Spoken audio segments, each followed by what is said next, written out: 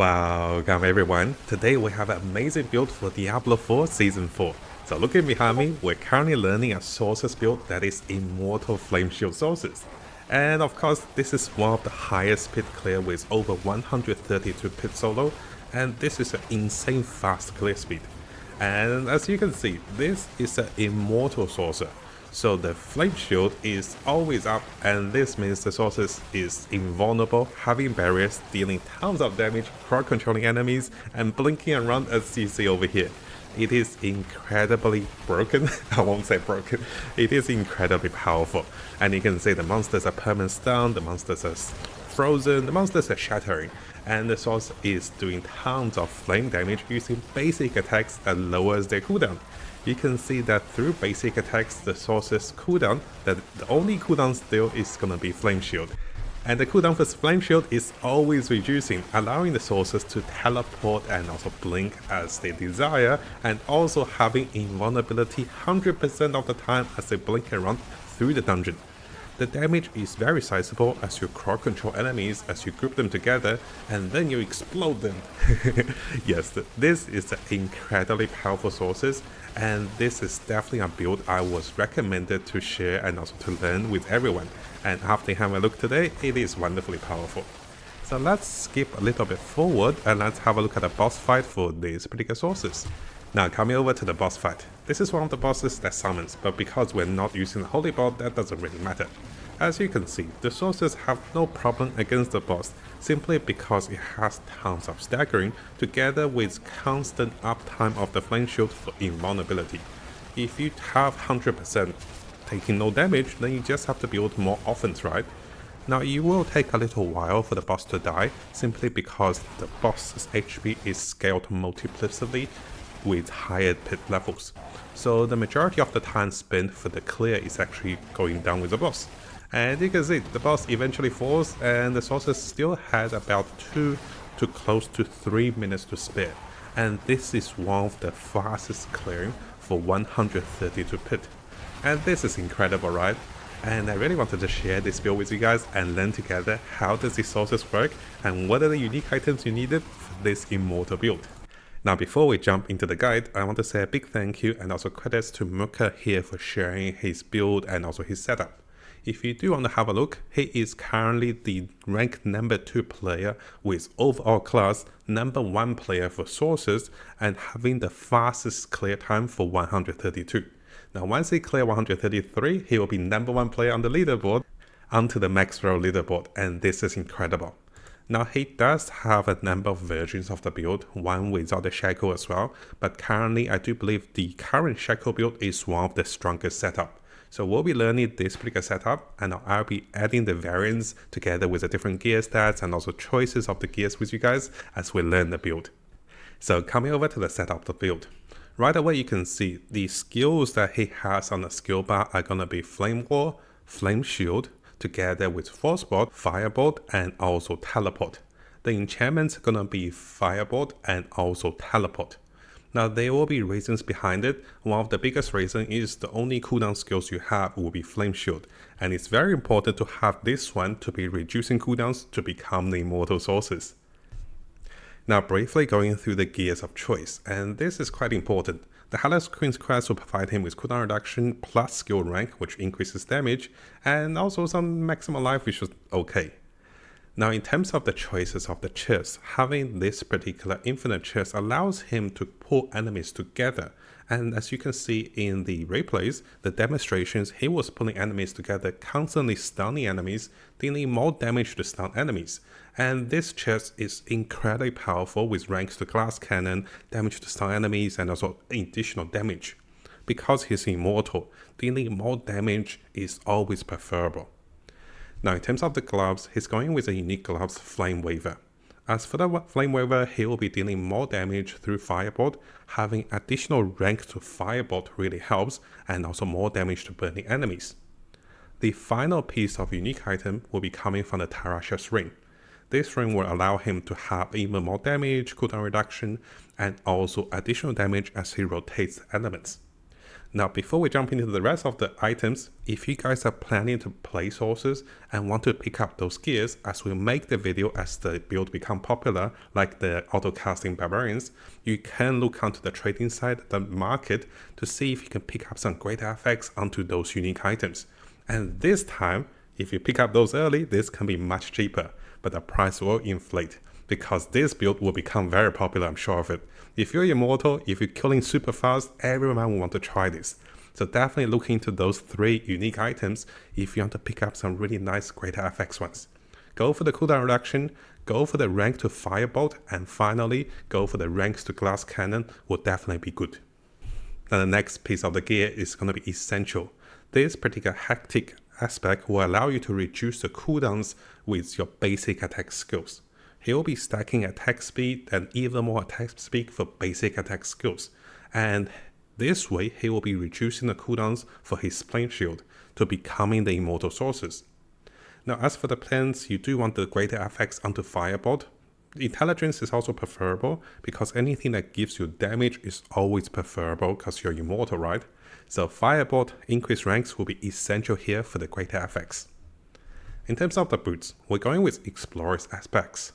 This allows you to have longer stun time with crowd control and dealing even higher damage to stun enemies. Very powerful, very offensive choices of aspects onto the boots, which is very rare. Again, you want increased intelligence for your maximum greater FX rolls for even higher damage.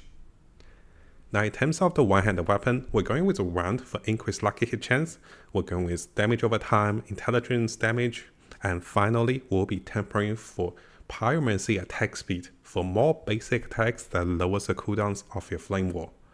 Oh, sorry, not the flame wall, flame shield. There's no cooldown for this one, right? And finally, you'll be going with chances to fire additional projectiles with your firebolt, which means you'll be doing the most damage through firebolt ranks. There's 3 things that increase firebolt ranks: Harlequin's Crest, the gloves, and also the pants will increase firebolt rank. Now we'll be going with a cooldown reduction offhand. For cooldown reduction, intelligence maximum roll, greater FX if you can, together with increased damage and also additional attack speed and also more firebolt projectiles. We'll be going with damage against vulnerable enemies while having a barrier. You will have a barrier as you cast your cooldown spells. Now I did forget to mention, you'll be going with aspects of inner calm as you stand still to do 30% more damage. In terms of the amulet, we'll be going with increasing basic attack speed for the basic skills, and this also allows you to do more damage with basic skills. So the aspect of Moonrise is very powerful, together with getting more cooldowns, more ranks to glass cannon, and also even fire damage can be great on the amulet. Finally, for the ring, we're going with the aspect of adaptability, which allows you to do even more damage with your basic spells. Attack speed, lucky hit chance to make enemies vulnerable will be very good for both offense and also utility. Maximum greater FX rolls onto intelligence will give us the highest damage, together with more fire damage and also more infernal cooldowns. Now in terms of choices of gems, he'll be going with basic skills damage together with increased intelligence. As for the rest of the choices of gears, he can go with all resist if you're not capped, or you can go with the skull for additional armor. Anything goes for the choices of the sockets for the amulets. Now for those of you that want to have a look, I have listed and also learned all the gear choices over here as to which one you want to look for. And again guys, if you want to pick up the uniques for this build, make sure you're picking them fast before the price inflates for those items for the sources. Now briefly going through the skills and also paragons. Because we'll deal the most damage with Firebolt, we'll go with max rank to Firebolt together with additional burning damage. We're not going with any of the core spells, but you can still use Fireball because you have Harlequin's Crest. We'll be max leveling Flame Shield as a defensive capacity, together with additional critical guaranteed strike. We'll also max level Teleport, together with dealing more damage through crackling energy. Now over here, 1 point will go to Elemental Attunement to give us the lucky hit chance to reset the cooldowns, together with Glass Cannon to deal even more damage, because you're not taking damage, right? Over here, we'll go with Precision Magic for even higher lucky hit chance, very important. And here we're going with 1 point over here, as we cast cooldown spells, we'll be getting a barrier, and having barrier will give us even more damage. Over here we'll go with increased barrier duration, very good. And all the points over here for the flame skills and also pyromancy skills to do even more damage. 1 point is allocated into firewall together with the ability to burn enemies and also increase more damage while standing in firewall. Additional points are allocated over here as you deal more damage to chilled, frozen enemies and even more damage to vulnerable enemies. Similarly over here, you can see more points allocated for the flame spells. Finally, the capstone allows us to deal even more flame damage and also additional flame damage and burning damage onto the enemies. Now briefly go through the paragons with you guys. I didn't have time to path it out, but as I post the video, I'll path the rest of the paragon out. But as you can see, we'll be going with 7 different choices of glyphs. Elementalist will allow us to deal no physical damage increase. Over here we have Destruction, which allows us to have even higher critical strike damage. Tactician will allow us to deal additional damage while casting defensive spells.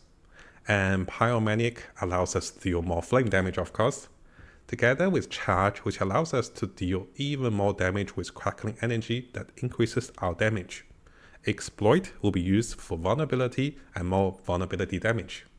Finally, we go with Enchanter to deal even more non-physical damage, together with gaining additional resistance in the enchantment slot. So coming over to the skill rotations and also tips and also setup for this particular build. Right away you can see guys, you can be immortal as you blink around and also you hit enemies. Now do remember, you can evade in the form of blinking and teleport, that is. And because of your chairs, you'll be constantly dragging enemies together. Two of the highlights for this build is having high enough cooldown and also rolling into additional cooldowns if you do not have those.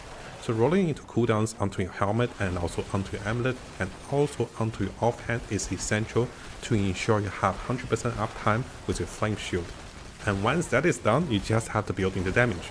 And as long as you're constantly casting flame shield, that's it. You drag enemies together, you kill them together, and the run will be very smooth because you're pretty much immortal. Now during this time, you do want to stand still and group enemies together. And as you stand still, as you leave enemies to burn, they will slowly tick down.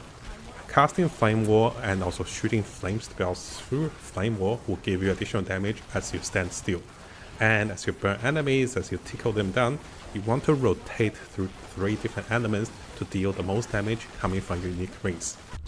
Now in terms of the boss fight, the build is actually pretty good. Because you're not taking damage, you're immortal, the boss's mechanics, you don't have to dodge any of that. You just have to stand still while casting your spells. And while standing still for 3 seconds, that means you deal more damage.